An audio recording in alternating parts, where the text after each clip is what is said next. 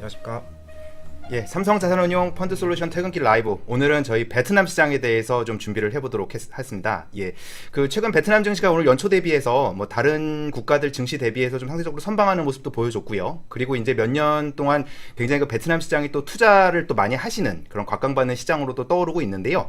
저희가 오늘 저희 삼성자산운용에서 베트남 펀드를 운영하고 계신 저희 김동환 매니저님 모시고 베트남 그 현황과 그리고 증시 그리고 전망에 대해서 좀 이야기를 나눠보는 시간을 갖도록 하겠습니다. 예, 매니저님 안녕하세요. 네, 안녕하세요. 예, 오늘 저희 그 베트남 시장에 대해서 좀 설명을 드릴 예정인데요. 오늘 그 이제 그 국가 개요부터 예, 그 경제 상황 그리고 이제 증시에 대해서 어떤 부분 좀 유념하시면 좋을지 이런 부분에 대해서 좀 설명을 부탁드리겠습니다. 네, 알겠습니다. 오늘 본격적으로 이제 시장 얘기를 하기에 앞서서 베트남의 이제 국가 개요에 대해서 먼저 살펴보고 가겠습니다. 베트남은 베트남의 국토의 크기는 이제 한반도의 약 1.5배 정도 되며 베트남의 최북단 거리와 최남단 거리는 1,650km로 서울과 부산 거리가 한 400km 정도라고 생각을 하면 한 4배 정도 되는 거리라고 생각을 하시면 될 것 같습니다. 베트남의 주요 도시에서 설명을 드리면 베트남의 북부의 하노이는 정치 중심지로서 베트남의 수도의 역할을 하고 있고 남부의 중심지로는 호치민이인데 베트남 경제 중심지의 도시 역할을 하고 있습니다. 또한 베트남의 경우에는 중국과 비슷하게 정치적으로는 사회주의 체제 시스템을 유지하면서 경제적으로는 시장 경제 시스템을 받아들이고 있는데요. 풍부한 인구와 저렴한 인건비, 또 세계의 공장과 시장의 역할을 하는 중국과 국경을 맞닿아 있다는 점에서 오늘날 많은 투자자들에게 매력적인 투자 대상으로 주목을 받고 있습니다. 지금 지도에 보시면 아시겠지만 북쪽으로는 지금 중국과 국경을 맞대고 있고요. 서쪽으로는 라오스, 캄보디아와 국경을 맞대고 있습니다. 네. 우선 이제 베트남 주요 통계에 대해서 설명을 드리겠습니다. 작년 기준으로 베트남의 GDP는 3,680억 달러로 아세안 국가와 비교를 해보았을 때 필리핀과 말레이시아와 비슷한 수준의 경제 규모를 가지고 있다고 생각하시면 될 것 같습니다. 다음으로 베트남의 1인당 GDP에 대해서 설명을 드리면 베트남의 작년 기준 1인당 GDP는 3,743달러로 2020년에 필리핀의 1인당 GDP를 앞서기 시작하였고 인도네시아보다는 조금 낮은 수준입니다. 향후 지금 아세안에서 중진국 역할을 하고 있는 말레이시아와 타일랜드 정도의 태국 정도의 1인당 GDP 성장 여력이 있다고 전망되고 있습니다. 다음으로 지난 10년간 베트남의 1인당 GDP 및 GDP 성장률 추이를 살펴보겠습니다. 2020년 코로나가 발발한 이전 지난 10년간 베트남은 연평균 6% 이상의 경제 성장률을 보여주었습니다. 전 세계 경제 성장률이 2-3%인 저성장 국면을 지속하고 있는 반면에 6% 이상의 높은 성장률로 인해서 전 세계 사람들에게 주목을 받고 있습니다. 심지어 이제 2020년 경우에는 대부분의 주요 국가들이 코로나로 인해서 저성장을 기록한 반면에 베트남은 아시아에서 중국과 미얀마와 함께 플러스 2.9%라는 플러스 성장률을 보여주면서 또 한 번 전 세계 사람들을 놀라게 하였습니다. 또 2021년 같은 경우에는 다소 부진한 경제 성적표를 기록하였는데요. 상반기까지는 안정적인 경제 성장세를 보여주다가 다들 아시다시피 지난 4월에 베트남에서 이제 코로나가 확산이 되면서 6월을 기점으로 남부 지역 남부 산업단지에 코로나가 확산이 되었습니다. 그래서 코로나19 확산을 억제하기 위해서 베트남 정부가 호치민과 하노이, 다낭 등을 포함해서 이동 제한, 공장 가동 제한 등의 강력한 격리 조치를 시행하면서 3분기에 이제 마이너스 경제 성장률을 기록하였고 이로 인해서 다소 부진한 경제 성적을 기록하였습니다. 그러나 올해 베트남 경제 성장은 코로나 이전의 성장 궤도인 6.8% 정도로 높은 성장률을 기록할 전망입니다. 거의 회복을 하고 있네요. 네, 맞습니다. 지난 10년간 베트남 주가 지수 또한 매우 큰 폭의 성장률을 보여주었습니다. 여러분들의 이해를 돕기 위해서 이제 코스피 지수와 비교를 해보았는데요. 작년 10년 기준으로 코스피가 35% 성장한 반면에 베트남은 173%라는 매우 놀라운 성장세를 보여주었습니다. 이를 연평균 성장률로 환산을 하면 베트남은 1년에 이제 10.6% 정도 상승을 하였고 코스피는 3.1% 정도 상승하였습니다. 베트남의 시가총액 업종별 비중을 살펴보겠습니다. 베트남은 여타 신흥국과 비슷하게 금융과 부동산 55% 정도 차지하고 있는데 매우 큰 비중을 차지하고 있고 그 다음으로 필수 소비재가 그 뒤를 잇고 있습니다. 또 차트에서 보시면 아시겠지만 경기 민감주 비중이 금융, 부동산, 산업재, 소재 등 경기 민감주 비중이 80%를 차지할 정도로 다소 경기 민감주의 비중이 높다고 생각하시면 되고 또 기술주 같은 경우에는 선진국 증시와 달리 아직 좀 발전을 못했습니다. 네, 그래서 기술주 비중은 낮다라고 보시면 될 것 같습니다. 지난 10년간 베트남의 시가총액과 상장 기업 수도 매우 큰 폭으로 성장을 했습니다.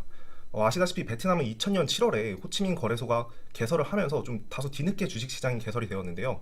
초기 상장 당시에 베트남에 상장되었던 기업 수가 5개에 불과했는데 지금 호치민 증시 기준으로 400개가 넘는 상장 기업 수가 나타나고 있고 또 시가총액 또한 10배 이상 증가하였습니다. 지난 10년 동안. 또 최근에는 10억 달러 이상 우리나라 돈으로 환산을 하면 1조 2, 3천억 달러 규모의 큰 기업들도 60개 이상으로 증가하는 등 매우 놀라운 성장세를 보여주고 있습니다. 앞으로도 베트남 GDP가 성장 여력이 매우 크기 때문에 이런 성장세와 발맞춰서 베트남의 증시의 성장 잠재력 또한 매우 큰 상황이라 사람들의 기대가 크다고 볼 수 있습니다. 자, 그럼 이제 지금까지 저희가 그 베트남 국가와 경제 그리고 이제 주식시장 전반에 대해서 좀 먼저 매니저님께서 짚어주셨고요. 네. 앞에서 이제 보여드렸던 것처럼 그 꾸준히 잘 성장하고 있었던 이 베트남이 뭐 글로벌리 모두 공통된 현상이긴 했습니다만은 이 코로나 질병 때문에 사실 많은 어려움을 겪었잖아요. 네, 맞습니다. 이 코로나의 현황, 지금 베트남이 어떤 상황이고 어떻게 좀 회복이 되어 있는지 이런 부분들도 한번 좀 말씀을 좀 부탁드리겠습니다. 네, 알겠습니다.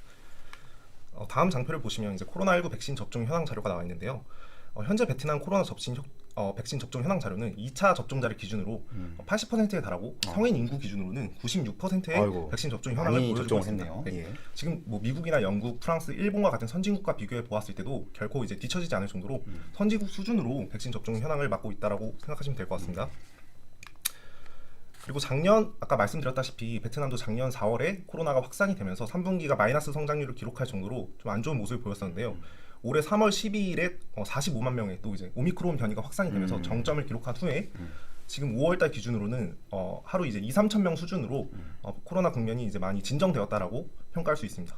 네, 그래서 지금 보시는 것처럼 백신 접종도 상당히 높은 상황이고 이 코로나에서 어느 정도 회복되고 있는 움직임을 지금 베트남이 보여주고 있는데요. 자, 그러면 지금 향후 이제부터 이 베트남 경제가 회복을 해서 어떤 흐름으로 어떻게 이어갈 수 있는지 이런 부분들에 대해서 좀 본격적으로 좀 말씀을 부탁드리겠습니다. 네, 알겠습니다. 이제 올해 베트남은 베트남 이제 통계청에 따르면은 4월까지 수출이 이제 1,233억 달러로 전년 동기 대비 16% 증가하였고 무역 흑자 또한 68% 증가하였습니다. 이는 중국의 이제 최근 이제 수출 외주 P&I 지수를 보면 4월에 중국의 수출 증가율이 둔화되는 모습을 보였는데 상대적으로 이제 베트남은 4월에 수출 증가율이 25%로 높은 성장세를 보여주었습니다. 이제 많은 전문가들은 이제 중국 내 코로나19로 인해서 이제 중국이 지금 제로 코로나 정책을 시행하다 보니까 그렇죠. 중국을 향한 수출 주문이 일부 감소가 되었고 이 감소분이 베트남으로 이전되면서 베트남의 수출이 증가되고 있다고 보고 있습니다. 좀 상대적으로 수혜를 좀 보고 있는 거네요. 네, 맞습니다. 예. 베트남의 제조업 경기 또한 10개월 연속, 7개월 연속 지금 회복세를 보이고 있습니다. 지난해 10월에 코로나19 봉쇄 조치 완화 이후 7개월 연속 회복세를 보여주고 있는데요. PMI 지수는 50 이상일 때는 경기 확장 국면을 의미하고 그렇죠. 예. 50 이하일 때는 경기 축소 국면을 의미하는데 지금 자료에서 보면 아시겠지만 지난 10월 이후로 7개월 연속 50 이상 경기 확장 국면을 유지하고 있습니다. 다음으로 이제 리테일 판매 개선에 대해서 말씀을 드리면 작년에 이제 베트남의 내수가 굉장히 부진했습니다. 코로나 확산으로 인해서 베트남 내수가 이제 마이너스 역성장을 기록을 하였는데요. 11월을 기점으로 이제 10월에 이제 코로나 봉쇄 조치가 완화가 되면서 이게 지금 상승하는 모습을 보여주고 있죠. 네. 그리고 이제 4월까지 연평균 이후 6.5% 증가하면서 이제 뚜렷한 반등세를 보여주고 있습니다. 또 올해 초에 코로나19로 부진한 내수를 촉진하기 위해서 베트남 정부가 앞으로 2년 동안 20조 원 규모의 이제 GDP로 따지면 한 4% 정도 규모의 경기 부양책을 승인하고 지금 시행을 하고 있습니다. 적지 않은 규모죠, 그 정도면. 네, 맞습니다. 예. 이 또한 베트남 내수 정상화에 더욱 빠른 속도로 내수 정상화가 될 수 있도록 기여할 것이라고 전망하고 있습니다. 네, 그래서 지금 이제 그 코로나 이후에 이 베트남 경제가 지금 회복되고 있는 추이들을 한번 좀 살펴봤고요. 우리가 이제 그 어려움을 겪었다가 이제 회복을 하는 것도 사실은 중요하지만 그 회복을 해서 정상 궤도로 올라온 이후에 또 다시 꾸준히 계속 발전을 하는 것, 이것이 또 우리가 또 투자를 하는 데 있어서 상당히 중요한 포인트라고 좀 생각이 되는데요. 향후에 베트남이 경제적으로 어떻게 좀 성장할 수 있는지 그런 포인트를 좀 몇 가지 좀 말씀을 해주신다면요. 베트남의 이제 3대 경제 축은 FDI, 내수, 수출입니다. 베트남은 우리나라 국가와 비슷하게 이제 수출 주도 경제 성장을 채택하고 있는데요. 네. 취약한 내수 기반을 보완하기 위해서 정부 주도의 이제 적극적인 개혁 개방 정책, 1986년에 이제 도이머의 정책을 이유로 베트남이 이제 시장 경제 시스템을 받아들이면서 이제 수출 주도의 경제 성장을 채택하고 있습니다. 네. 앞으로 향후에도 이제 베트남은 제조업 수출국으로서 성장을 지속할 전망입니다. 작년에 이제 코로나19 재확산으로 인해서 락다운에도 불구하고 수출액이 19% 증가하고 무역 흑자 또한 40억 달러를 기록하면서 이제 6년 연속 무역 흑자를 기록을 했습니다. 또한 최근 이제 베트남 세계 수출 점유율을 보면 꾸준히 이제 확대되는 추세를 보이고 있는데, 이는 이제 앞서 말씀드린 정부의 이제 적극적인 외국인 직접 투자 유치와 수출 고도화를 통해서 세계 수출 시장 점유율을 확대하고 있습니다. 다음으로 베트남이 이제 이렇게 수출이 증가하게 된 배경을 살펴보면 2010년대 들어서 FDI 기업이 활발해지면서 베트남은 전자기기 산업, 섬유, 의류 산업 등에서 세계적인 생산 거점으로 부상을 했습니다. 예를 들어서 삼성전자가 연평균 스마트폰 생산량이 3억 대 정도 되는데 생산량의 60% 최대 생산지가 베트남입니다. 또한 이제 나이키 같은 경우에도 나이키 신발들 사람들이 이제 많이 좋아하지 않습니까? 나이키의 최대 생산량도 베트남입니다. 아디다스의 신발의 연평균 생산량의 40%도 베트남에서 생산될 정도로 베트남의 이런 신발, 의류 산업이 많이 발달했고요. 또 최근에는 이제 삼성전자, LG, 애플의 협력사인 폭스콘, 페가트론까지 베트남의 생산 거점을 마련하면서 최근에 이제 전자제품 산업의 핵심 분야로 급성장을 하고 있습니다. 네, 그러니까 우리가 뭐 아시는 분들은 알고 계시겠지만 최근 몇 년 동안 이 베트남이 어떤 글로벌 생산 기지로서 굉장히 무섭게 좀 부상을 하고 있는 상황이에요. 그래서 이런 부분들이 상당히 향후에도 좀 기대가 되는 부분이 있다라고 저희 또 매니저께서 말씀을 해주셨고, 이게 또 아무래도 그 수출이라든가 이런 그 글로벌 제조업의 어떤 기지로서 역할을 하다 보면은 다른 국가들과의 어떤 그 릴레이션십, 그러니까 경제적인 어떤 그 공동체로서의 이런 부분들에 있어서도 상당히 좀 베트남이 두각을 나타내고 있는 것 같은데요. 네, 그 부분에 대해서도 한번 좀 설명을 부탁드리겠습니다. 네, 맞습니다. 다음 장표 이제 준비가 되어 있습니다. 제가 앞서 말씀드렸다시피 베트남이 이제 1900 이제 도이머의 정책을 도입을 하면서 이제 대표적으로 이제 적극적으로 개방적인 통화 정책을 추진하고 있는데요. 네. 2019년에 환태평양 경제 동반자 협정, 2020년에 EU와의 FTA 발효에 이어서 올해 1월 1일자로 2022년 세계 최대 FTA인 RCEP 공식 발효로 수출 기회가 확대될 전망입니다. RCEP은 이제 15개 국가로 구성되어 있는데 RCEP의 15개 국가 구성원의 인구는 전 세계 인구의 25%를 차지하고 교역량도 25%를 차지하며 GDP는 30%를 차지하고 있어서 역대 이제 무역 협정 중에 세계 최대 무역 협정으로 평가를 받고 있습니다. 네. 이러한 무역 협정 발효로 베트남의 이제 전자기기 산업, 섬유 의류 산업, 기계 부품 등에서 수출이 큰 폭으로 증대될 것으로 전망되고 있습니다. 네. 다음에 이제 그림을 보시면은요, 이렇게 그 베트남이 전 세계적으로 그 무역의 어떤 핵심 국가로서 이제 발돋움할 수 있는 여러 가지 그 경제권역들, 예, 좀 정리된 화면들을 한번 좀 참고를 해주시면 좋을 것 같습니다. 네. 좀 더 이제 보충 설명을 드리면은 베트남 정부가 이제 적극적이고 지속적인 통화 정책을 추진하고 있는데요. 베트남은 이제 총 15개 FTA를 체결을 하였고, 아이고, 15개. 그리고 예. 이제 EU 27개 국가, 여기 보시면 이제 한국, 중국, 일본을 포함해서 네. 총 52개 국가와 교역 협정을 체결하였고, 이제 거의 최상의 교육 환경을 갖추고 있는 국가라고 생각하시면 좋을 것 같습니다. 네, 정말 명실상부 그 정말 세계 무역의 중심적인 이런 역할로 지금 베트남이 많이 발돋움을 하고 있는 상황이다. 이렇게 좀 한번 이해를 해주시면 좋을 것 같고요. 또 계속 말씀을 좀 부탁드리겠습니다. 네, 맞습니다. 예. 베트남의 이제 3대 경제 축은 내수, 수출, FDI입니다. 취약한 내수 기반을 보완하기 위해서 베트남 정부는 이제 수출과 FDI로 보완하는 성장 전략을 채택하였는데요. 최근에 이제 코로나19 확산세 완화로 인해서 올해도 이제 베트남 공장이 이제 대다수 가동을 시작하면서 외국인 투자 회복세가 확인이 되고 있습니다. 네. 올해 이제 삼성전자, LG, 폭스콘, 나이키 등이 새로운 이제 생산 거점 투자한다고 지금 이미 확인이 되었고요. 또 최근에 이제 코로나19 확산과 미중 무역 분쟁으로 글로벌 공급망이 재편이 빠르게 되고 있는데 향후 베트남의 역할 확대가 기대되고 있습니다. 또 글로벌 기업들이 이제 공급망 교란으로 인해서 판매 손실을 지지 않기 위해서 중국에 편중되어 있는 생산 거점을 다변화하고 있는데요. 이제 지리적인 이점, 풍부한 생산력, 그리고 풍부한 인구, 또 중국에 비해 저렴한 인건비가 이점을 가지고 있기 때문에 향후 베트남의 반사 이익이 기대된다고 할 수 있습니다. 네. 지금 그 아세안 지역 안에서 이 베트남이 그 외국인 투자의 비중에 대한 그 추이를 그 어떤 현재 위치를 지금 여기 장표에서 나타내고 있는데, 이게 뭐 절대 규모는 뭐 다를 수 있겠지만은 이 GDP 대비해서 그 투자의 규모로는 이 아세안 국가들 중에서는 상당히 가장 높은 수준이네요. 네, 맞습니다. 예. 베트남 정부의 이런 대외 개방 정책, 또 FDI 유치에 힘입어서 베트남은 아세안 국가 내에서도 GDP 대비 외국인 투자액이 가장 높은 수준을 유지하고 있고요. 또 이는 다른 의미로 베트남의 경제 성장을 견인하는 한 축이 외국인 투자 유치에 이제 의존된다는 점을 보여주고 있습니다. 네. 지금 이제 아무래도 이 베트남 증시에 대해서 좀 관심들이 많으시고, 이 베트남에 대해서 최근 몇 년 동안 이 투자자분들께서 많은 이제 또 지식을 또 쌓으시다 보니까, 오늘 굉장히 질문을 좀 많이 주고 계세요. 예. 그래서 저희가 이제 이 내용을 좀 빨리 진행을 하고 좀 질문에 답변을 드리고자 조금 순서를 좀 말씀을 좀 빨리 드리고 있었는데, 지금 이 다음이 이제 그 주식시장에 대한 이야기인데요. 네, 이 넘어가기 전에 질문 하나만 좀 한번 좀 이야기를 해보고 넘어가도록 하겠습니다. 네. 지금 보니까 그 중국 관세 철회가 되더라도 수출량이 없을까요? 라는 질문이 있는데요. 네. 이게 아마 그 이쪽에서 말하는 중국 관세 철회라는 거는 그 미국이 중국에 대해 부과하는 관세가 철회가 됐을 경우 네. 이 베트남 수출에 어느 영향이 있겠을 수 있냐라는 사실 그런 질문으로 좀 이해가 되는데요. 네. 혹시 뭐 그런 부분에 대해서 조금 코멘트 해주실 내용이 좀 있으실까요? 베트남 경우에는 지금 미중 무역 분쟁 이후로 오히려 수혜를 보고 있는 국가입니다. 미국이 이제 중국을 견제하기 위해서 이제 관세를 철회를 하더라도 글로벌 생산 기업들이 이런 미중 무역 분쟁에서 이제 피해를 보지 않기 위해서 오히려 중국에서 벗어나서 생산 거점을 베트남으로 이전을 하고 있고 그렇게 된다면 이제 베트남의 FDI가 증가하는 결과를 초래할 수 있습니다.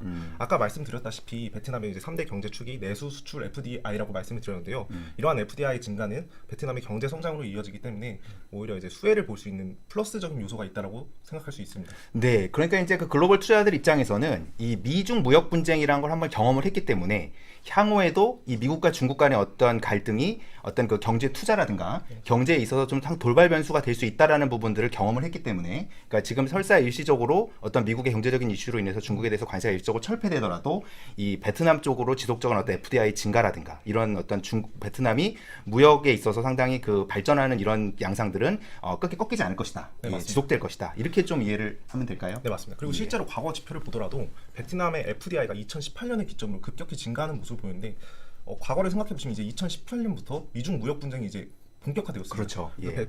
베트남이 이제 수혜를 보는 모습을 보여주었고 베트남의 지금 수출 지표가 경조한 성장세를 보여주고 있기 때문에 네. 이제 수출 부분에서는 이제 걱정하지 않으셔도 될 것 같습니다. 네. 이쯤에서 이제 저희가 베트남 경제 현황이라든가 어떤 국가 거시적인 이런 전망들에 대해서 좀 정리를 해봤고요. 이제 본격적으로 이제 그 시청자분들께서 궁금해하시는 이 주식시장에 대한 이야기를 좀 해보도록 하겠습니다. 최근 이제 베트남의 주가 추이를 보면은 대형주에 비해서 이제 중소형주가 이제 급격히 하락하는 모습을 보였습니다. 연초 이후로 이제 글로벌 증시가 이제 인플레이션이나 이제 우크라이나 이제 러시아 전쟁으로 인해서 비교적 이제 약세를 보였었는데요. 4월 초 1분기까지만 하더라도 베트남 주식시장은 오히려 이제 플러스 성장을 기록할 정도로 긍정적인 사실 모습을 보여줬습니다. 근데 최근 4월 한 달 동안 이제 급격히 증시가 하락하는 모습을 보였는데요. 그 하락 배경에는 이제 FSC 그룹 회장이 이제 주가 조작 혐의로 구속이 되었고 떠낭민 그룹의 불법 회사채 발행으로 인해서 이 회사채 발행이 취소가 되면서 투자 심리가 급격히 얼어붙으면서 부동산 업종과 은행 업종, 중소형주를 중심으로 급격히 하락하는 모습을 보였습니다. 그러나 떠낭민 그룹의 회사채 발행 취소 분량은 베트남 전체 회사채 발행 물량에서 1.5%에 불과하는데도 불구하고 이런 투자 심리의 급격한 위축으로 인해서 베트남 증시가 이제 조정받는 모습을 보여주었습니다. 그러나 저는 오히려 이러한 베트남 증시의 급격한 하락이 저가 매수의 기회가 된다고 생각을 하고 있습니다. 지금 차트를 보시면은 지난 5년간 12개월 포워드 퍼 차트인데요. 지난 5년간 이제 베트남의 평균 멀티큐는 16배 정도입니다. 근데 지금 주가 수준을 보시면은 12개월 포워드 멀티플이 이제 12.4배 정도로 평균 대비 20% 할인된 수준에서 거래가 되고 있기 때문에 아주 저렴해졌네요. 네, 맞습니다. 예. 베트남의 이런 장기 성장성이 지금 의심이 없는 상황이기 때문에 오히려 이제 저가 매수의 기회로 활용해 볼 수 있다라고 판단이 됩니다. 네, 여기서 이제 질문 하나만 좀 이야기를 좀 해보고 넘어가고자 하는데요. 지금 질문 중에 어떤 질문이 있었냐면은 지금 이제 뭐 최근에 이제 글로벌리 화두가 좀 인플레이션이지 않습니까? 네, 맞습니다. 근데 인플레이션 상황에서 아무래도 그 신흥국의 어떤 경제가 좀 불안하고 그렇기 때문에 신흥국 자산 시장, 뭐 주식이라든가 채권에 투자하는 부분에 있어서도 좀 불안감을 갖고 계신 투자자분들이 계신 것 같은데요. 지금 이제 어떤 이런 인플레이션 국면에서도 우리가 이제 베트남 증시가 지금 말씀하신 것처럼 어떤 가격적인 메리트가 있다라는 거 이외에도 계속 좀 투자를 해볼 만한 어떤 그 지역이다라고 또 좀 말씀을 드릴 수 있을 만한 게 뭐 있다라면 좀 어떤 게 있을까요? 네. 그 다음 장표를 보시면은 네. 먼저 이제 말씀 네, 부분에 네. 이제 좀 예, 준비를 예. 했는데 예. 이제 일단 수급 측면에서 이제 9개월 만에 외국인 순매수 전환이 들어왔습니다. 다른 신흥국 요즘 통화 추이를 보시면은 이제 원화도 그렇지만 이제 굉장히 이제 달러 대비 평가가 절하되는 그렇죠. 모습을 보여주고 있지 않습니까? 네. 근데 연초 이후 오히려 베트남 동화는 달러 대비 플러스 1% 평가 절상을 받으면서 평가 손익을 외화 평가 손익을 얻고 있습니다. 그래서 이러한 달러 환율의 이런 안정성 때문에 외국인 투자자들이 저가 매수의 기회로 삼아서 이제 순매수가 들어오는 것으로 분석이 되고 있고 또 개인 투자자들의 이런 작년에도 이제 베트남이 이제 코로나19를 계기로 베트남판 동학 개미 운동이 지금 벌어지고 있는데 아하. 개인 투자를 중심으로 이제 주식 시장이 활발해지고 있기 때문에 이 또한 이제 수급 측면에서 베트남 증시가 저점을 확인하고 반등할 수 있는 기회가 된다고 생각하고 있습니다. 네, 그 베트남 증시 어떤 투자 매력에 대해서 한번 말씀을 좀 해보시죠. 예, 아무래도 아까 질문들도 내용이랑 다 연관이 있을 것 같으니까 예, 그 다음부터 좀 말씀 부탁드리겠습니다. 네, 베트남 증시 이제 투자 매력에 대해서 말씀을 드리면은 저가 매수의 기회라는 점입니다.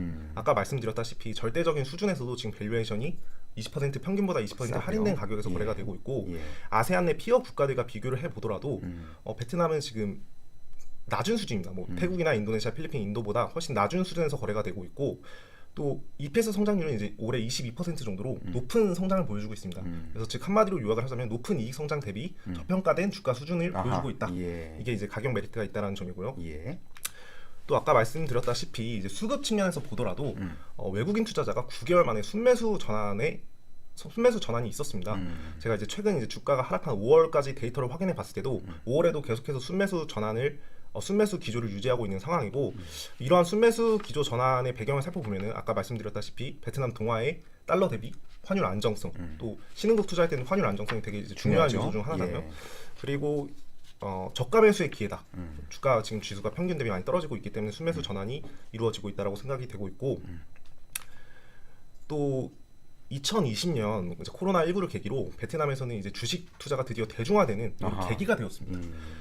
베트남 정부는 코로나19로 인한 경기 부양을 하기 위해서 적극적인 재정 지출을 펼치기보다는 대출금리 인하, 정책금리 인하를 통해서 대응을 하였는데요. 2020년에 3번의 금리 인하가 있었습니다. 3번의 금리 인하로 인해서 은행의 예적금의 기대 수익률이 많이 떨어진 상황인데요. 베트남은 이제 신흥국이다 보니까 투자할 수 있는 금융 상품이 많지가 않고 또 소액으로 투자할 수 있다라는 장점 때문에 주식 투자가 예금 투자를 대체하는 투자 수단으로 부상했습니다. 또한 이제 코로나19로 인해서 베트남 증시도 많이 하락을 했었는데요.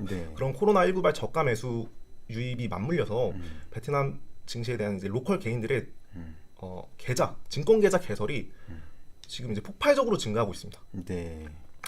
근데 이 폭발적인 증가는 수치가 전체 인구 대비해서는 아직 5%에 불과한 수준입니다. 그렇게 그 투자자 저변이 확대가 됐는데도 전체 인구수 대비해서 그렇게 높은 비중이 아니네요, 아직. 네, 맞습니다. 이제 리테일 개인 투자자들 사이에서 이제 주식 투자 붐이 일어났다고 볼 수가 있고 또 최근에 이제 4월에 주식 시장이 많이 급락했는데도 제가 이제 최근 데이터를 확인해 보니까 4월까지도 계속해서 이 증권 계좌 개설이 계속 증가하고 있습니다. 네, 여전히 개인 투자자들은 베트남 증시로 계속 좀 향하고 있는. 네, 맞습니다. 그래서 이러한 개인 투자자들 주도 하에 베트남 증시가 이제 주식 시장이 활성화되는 계기가 될 것이라고 판단이 됩니다. 그러면 이제 이제 베트남 주식 시장에 대해서 이제 질문들이 조금 계속 좀 들어오고 있는데요. 아까 이제 앞에서 이제 그 외국인 투자자들이 오랜만에 그 순매수세로 이제 전환이 된 부분들, 이제 이런 부분들 상당히 좀 의미 있다라고 생각이 되는데 지금 제일 많이 이제 질문들을 하시는 게 뭐냐면 이 베트남 증시에 외국인 투자자들이 투자할 때 어떤 그 제약 사항들 뭐 이렇게 그 투자할 수 있는 주식의 어떤 물량이라든가 여러 가지 부분에 있어서 그런 제약들이 있기 때문에 근 몇 년 동안 외국인들이 순매도를 한 게 아니냐라는 이제 그런 이제 또 시각들이 있다 보니까 어떤 제약 사항들이 있고 지금은 이제 그런 환경들이 어떻게 좀 해소가 되고 있는지 이제 이런 부분들에 대해서 좀 질문들을 많이 하시거든요. 여기에 대해서 좀 한번 말씀을 좀 부탁드리겠습니다. 베트남 증시가 이제 다른 증시와 다른 점이 외국인 투자 제한 투자 지분 한도가 있다는 점입니다. 근데 이게 뭐 일률적으로 이게 몇 %인지 말하기는 어려운 게 이제 종목별로 이 외국인 투자 지분 한도가 상이하기 때문에 이제 직접 이제 투자 비율 한도가 얼마나 남았는지 좀 확인을 해보셔야 될 것 같고요. 뭐 이것으로 인해서 이제 베트남 투자가 좀 어렵게 생각하시는 분이 있습니다. 또 한 가지 또 특이 사항이 뭐냐면 베트남 동화는 이종 통화입니다. 이종 통화기 때문에 우리나라 원화로 이제 베트남 동화를 직접 환전하는 게 불가하고 USD나 유로, 달러나 유로를 통해서 이종 환전을 해야 베트남 동화를 환전할 수 있기 때문에 이런 좀 환거래 측면에서 네. 제약이 있다라고 볼 수가 있습니다. 네. 그래서 그런 부분들을 좀 감안해서 투자를 또 하셔야 되고, 예. 그래서 뭐 직접 투자를 또 하시기도 하겠지만은 사실 이제 그런 어떤 제약 사항들, 개인분들이 투자분들이 다 팔로우 하시기 어려운 부분들이 또 있기 때문에 또 저희 같은 또 운용사에서도 이런 또 펀드를 운용을 하고 있는 거다. 이렇게 좀 한번 좀 정리를 해드릴 수 있을 것 같고요. 지금 여기 뭐 저희 이제 우리나라 대표 기업이죠. 이 삼성전자의 어떤 베트남 수출 비중 큰 것으로 알고 계신데, 이 삼성전자가 이 베트남에 대해서 투자가 어떻게 뭐 늘어나는 거라든가 어떤 이런 향후 전망에 대해서도 혹시 좀 뷰가 있으실까요? 올해 지금 아까 말씀을 드렸었는데 삼성전자가 올해도 이제 베트남의 생산 거점을 증설하기 위해서 네. 투자가 이루어지고 있다라고 점이 지금 확인이 됐고 네네네. 지금 꾸준히 이제 삼성전자도 확인을 하고 있고 네네. 투자가 증가하고 있습니다. 네, 그래서 이런 부분들은 좀 하나의 좀 트렌드로서 예, 지속적으로 그 투자가 지금 늘어나고 있다라는 부분들 좀 말씀을 좀 부탁드리고요. 지금 이제 주식시장에 대한 좀 말씀을 드렸고 이제 좀 일단은 저희가 오늘 준비한 내용들 조금 마무리하기 위해서 이 베트남의 어떤 경제 현황, 그러니까 지금 현재 뭐 물가라든가 이런 부분들 지표들만 좀 간단하게 좀 짚어주시고 예, 그리고 나서 좀 추가적인 질문 받고 정리하는 걸로 하겠습니다. 네, 알겠습니다. 베트남 물가 올해 전망 22년도에 4% 상승 전망이 되고 23년도에 5.5%로 상승이 전망이 됩니다. 지금 베트남 CPI 지표를 확인을 해봤을 때 베트남도 이런 러시아 우크라이나발 전쟁으로 인해서 지금 요즘에 에너지와 원재료 가격이 상승하면서 이러한 외부 요인으로 인해서 베트남 내 물가도 상승하고 있습니다. 네. 특히 이제 베트남 내 국내 그 석유 가격의 상승으로 인해서 1분기에 CPI가 0.6% 정도 증가한 것으로 분석이 되고 있는데요. 베트남 통계청 입장에서는 아직까지 베트남 내 물가 상승이 통제하에 있다라고 발표하는 입장입니다. 네. 그렇게 생각하는 이유는 베트남 정부의 그런 물가 목표가 4% 인플레이션이 최대 이제 4%까지 상승하는 걸 목표로 하고 있는데 아직 4% 이내로 상승하고 있기 때문에 통제가 되고 있다라고 생각을 하고 있는 것 같고요. 네. 그러나 다만 이제 이런 인플레이션 상승 위험이 있기 때문에 보수적인 관점에서 좀 베트남 내 CPI 상승이 경제 성장에 어떤 영향을 미칠지 좀 예의주시하는 점이 필요할 것 같고 아직까지는 베트남 경제 성장에 이런 물가 상승이 부담이 되는 수준은 아니라고 판단이 됩니다. 네, 아직까지는 물가 상승률은 충분히 감내할 수 있는 수준이다. 예, 이렇게 좀 정리를 할 수 있을 것 같고요. 네. 그다음에 이제 그 환율, 예, 아무래도 뭐 해외 투자자 입장에서 이 환율도 중요할 것 같은데 여기에 대해서 좀 말씀 부탁드리겠습니다. 해외 투자하시는 분들이 이제 많이 신경 쓰시는 부분이 이제 환율일 텐데요. 결론부터 말씀을 드리면은 올해 베트남 환율은 무역 수지 흑자, FDI 유입, 외환 보유액 증가 등에 힘입어 달러 대비 지금 1% 평가 절상 상황입니다. 요즘 이제 뉴스에서 많이 확인이 되셨겠지만 지금 엔화가 이제 평가 절하 때문에 이제 많이 고생을 하고 있고 지금 신흥국 통화 중에서 이제 원화도 두 번째로 이제 높은 상승률을 보여주고 있는데요. 지금 이제 신흥국 통화 중에서 이제 베트남 통화는 굳건하게 이제 안정된 모습을 보여주고 있는 점이 확인이 되고 네. 지금 베트남 수출이 지금 꾸준히 늘고 있고 FDI 유입이 지속이 확인이 되고 있기 때문에 이러한 외환 보유고 증가 등에 힘입어서 네. 올 한 해는 베트남 동화가 달러 대비 안정세를 보일 것으로 전망하고 있습니다. 네, 우리가 한 국가를 투자하는 데 있어서 그 해당 국가의 물가 상승률이라든가 또 환율 움직임 이런 부분들 굉장히 중요하게 주목하셔야 되는 지표라고 당연히 판단되실 텐데요. 물가 상승률도 그렇고 환율도 그렇고 예, 올해 그 러시아 우크라이나 전쟁이라든가 여러 가지 좀 만만치 않은 국면에도 불구하고 상당히 그 경제적인 지표는 좀 선방을 하고 있는 걸로 예, 이렇게 좀 정리가 될 것 같습니다. 저희 이제 그 요약을 좀 해서 정리를 좀 하도록 하죠. 이 베트남 시장에 대해서 좀 저희 그 오늘의 말씀드렸던 포인트를 좀 매니저께서 정리를 좀 부탁드리겠습니다. 네. 올해 이제 베트남의 주식 투자 포인트는 크게 세 가지라고 볼 수 있습니다. 첫째는 이제 베트남 수출 증대, 제조업 경기 개선, 내수 정상화를 통해서 베트남의 이제 강한 경제 회복이 보여지고 있고 이로 인해서 이제 코로나 이전 수준의 성장 궤도로 복귀가 전망된다는 점입니다. 네. 두 번째 투자 포인트는 제조업 수출국으로서 베트남이 경제 성장을 지속하고 있다는 점입니다. 베트남이 이제 전자기기, 섬유, 신발 부분에서 이제 세계적인 생산 거점으로 부상을 하면서 수출 고도화가 이루어지고 있고 또 세계 최대 무역 협정인 RCEP 발효로 인해서 베트남의 수출 증대가 전망되고 있습니다. 또한 FDI 또한 꾸준히 유입이 지속되고 있기 때문에 이러한 점들이 베트남의 경제 성장을 견인할 것이라고 보고 있고요. 네. 마지막 투자 포인트는 매력적인 가격 수준입니다. 절대적인 수준에서 보아도 상대적인 수준에서 보아도 베트남 증시는 현재 저평가된 매력을 보여주고 있습니다. 또한 올해 22년도에 블룸버그 전망치 기준으로 22% 정도 높은 이익 성장치가 예상이 되고 있기 때문에 저가 매수의 기회로 삼을 수 있다라고 판단이 됩니다. 네, 오늘 저희가 그 베트남 투자 포인트, 예, 베트남 어떤 국가 현황과 향후 전망, 그리고 증시에 대해서 좀 설명을 드리는 시간을 가졌는데요. 지금 이제 그 물론 어떤 그 우리가 이제 특히 신흥국 투자를 하는 데 있어서 이제 대외 변수라든가 그 이제 글로벌 경기가 어떻게 흘러가는지에 대한 부분들도 상당히 리스크 요인으로서 작용을 할 수 있을 것 같고, 매니저님께서 보시기에 우리가 이제 그 일반 투자자분들이 베트남에 딱 투자를 한다라고 했을 때 우선적으로 고려를 해야 되는 리스크라고 좀 이렇게 많이 찝어주실 만한 거, 네. 예, 한두 가지 정도만 좀 정리를 좀 해주시면 좋을 것 같습니다. 예. 제가 이제 지난 5년 동안 이제 베트남 차트를 보았는데 베트남도 이제 신흥국 증시다 보니까 다소 변동성이 높습니다. 네. 코로나 때 이제 최대 한 33% 정도 하락을 했었고 그 이전에도 이제 15%에서 20% 정도 하락을 하였습니다. 최근 주가 추이를 보더라도 베트남 증시가 이제 크게 하락을 하고 있는데 네. 신흥국 투자 특성상 이제 단기간에 이러한 급락이 있다라는 점 주의하셔야 될 것 같습니다. 네. 네. 그리고 이제 아까 좀 초기에 좀 질문을 주셨던 내용인데 이제 좀 지나갔는데요. 지금 아마 그 베트남의 주요 업종에 대해서 좀 있었던 질문이 있었던 것 같아요. 지금 현재 베트남 그 주식 시장에서 그 뭐 주로 지금 아까 비중을 차지하고 있는 그 업종이 금융 쪽이라고 말씀을 하셨는데, 네, 맞습니다. 예, 그런 부분도 좀 기억을 해주시면 좋을 것 같고요. 이번 질문들이 또 계속 올라오고 있네요. 지금 그 공산당의 어떤 그 시장 개입이 어떤 시장의 변수로 작용을 할지 우려가 된다라는 이런 부분에 대해서는 또 어떻게 생각하십니까? 이게 아마 이게 중국 투자 때문에 이런 네, 공산당에 그렇죠. 대해서 약간 네. 이제 리스크를 많이 느끼시는 것 같은데요. 네. 베트남의 장점 중에 하나는 네. 정치가 안정됐다는 점입니다. 네. 베트남이 네. 이제 정치적으로는 이제 사회주의 체제를 취하고 있지만은 네, 네, 네. 좀 중국과는 다른 사회주의 좀 시스템이라고 생각을 하시면 되고 네, 네, 또 네. 경제적으로는 이제 베트남은 아직 저성장 국가이기 때문에 네, 네, 네. 베트남 정부의 그런 성장에 대한 의지가 굉장히 강합니다. 네, 그렇기 네. 때문에 이제 베트남 경제 성장을 저하할 만한 네. 그런 조치는 취하지 않을 거라고 보고 있고 네, 네, 네. 앞서 보셨다시피 적극적인 대외 개방 정책과 FDI 유입을 통해서 오히려 이제 베트남이 취약한 내수를 보완하기 위해서 네.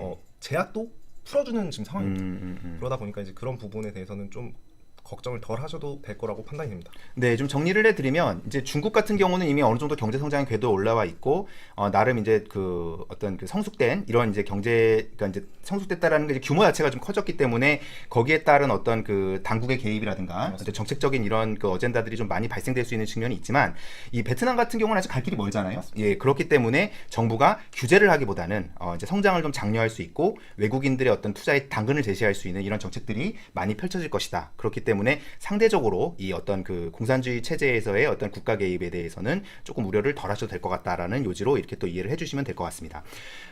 지금 이제 그 앞서서 계속 저희가 이제 다룬 내용인데요. 이게 베트남이 이제 신흥국이지 않습니까? 네, 그런데 이제 신흥국이기 때문에 이제 사실은 좀 최근과 같은 상황에서 좀 불안해하시는 이런 투자자분들이 좀 많이 계신 것 같은데, 지금 이제 뭐 앞서서 좀 다 하신 얘기긴 한데 지금 또 이제 새로 또 들어오신 분들이 계실 수도 있을 테니까 지금 이제 그 신흥국이지만 그 올해 좀 베트남이 좀 상대적으로 좀 이렇게 안정된 거시 경제를 갖고 좀 투자할 만한 얘기들에 대해서도 좀 한번 좀 요약을 좀 부탁드리겠습니다. 다른 신흥국과 다르게 지금 베트남이 가장 차별되는 점은 환율의 안정성입니다. 지금 일본 엔화도 그렇고 원화도 그렇고 달러 대비 지금 굉장히 평가가 절하되고 있는 상황인데 네네. 베트남 동화는 지금 연초 이후로 올해 제가 오늘자까지 데이터까지 확인했는데 달러 대비 이제 플러스 1%의 평가 네네. 절상을 네. 보여주고 있습니다. 예. 이러한 배경에는 이제 수출 증대, FDI 유입, 외환 보유고 확대 등을 통해서 네. 베트남 통화가 이제 강세를 보인다고 이제 생각이 되고요. 네. 또 이제 외국인 순매수 전환 또한 저는 이제 긍정적으로 보고 있는데요. 네. 베트남 증시가 이제 좀 체질적으로 변한 게 지난 3년 동안 외국인은 꾸준히 이제 순매도를 해왔는데 네. 베트남 증시는 계속 상승하는 모습을 보였습니다. 네. 그런데 이런 베트남 증시에서 외국인 투자자들이 이제 순매수를 했다는 점은 네. 수급 측면에서 네. 베트남 증시가 이제 상승할 수 있는 기회를 만들어 준다라고 생각이 되고요. 네. 아까 말씀드렸다시피 이런 리테일들의 개인 로컬들의 바이미 베트남과 외국인 순매수가 합쳐져서 증시가 이제 저점을 확인한다면은 예. 다시 반등할 것이라고 기대하고 있습니다. 네, 우리나라에는 예전에 외환위기 때 이제 바이 코리아라는 이제 그런 펀드가 또 열풍이 불었던 적이 있었는데 지금 또 바이 베트남이라고 우리가 또 표현을 할 수 있을 것 같습니다. 그 질문 중에 이제 그 최근에 베트남 개인 투자자들의 어떤 그 투자가 많이 늘어나고 있는 상황에서 이 개인들이 어떤 투자할 수 있는 원천이 뭐냐? 뭐 예를 들어서 이제 우리나라처럼 이제 코로나 지원금 같은 게 풀렸냐? 이제 이런 질문이 있는데요.